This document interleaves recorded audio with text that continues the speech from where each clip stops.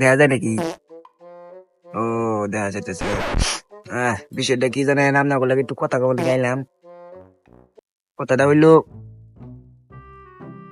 আগামী শুক্রবারে নামাজ পড়ার লেগেছিলাম। নামাজ পড়া শেষ, সবাই বাইরে এলাম। বাইরে পরে প্রতিদিনই প্রতি শুক্রবারে যা করি ওই দিনও তাই করলাম। নামাজ পড়ে বাইরে খারাই নিছি, না হলো 1 ঘন্টা 1/2 ঘন্টা জিলাপি দিব, খারাই থেকে জিলাপিটা নিয়ে যাই।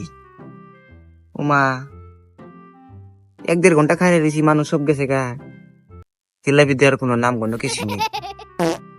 পরে আমার এক বন্ধু কয়, কিরে তুই যাবি না বাইতে? আমি কই, বাইতে যাবো, যেটার লেগে নামাজ পড়বার লেগে আইছিলাম, সেটাই তো পাইলাম না।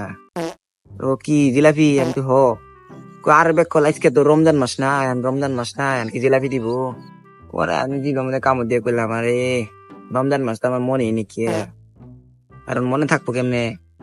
আমি তো রোজাই নেই, এরাই নাকি ওরে।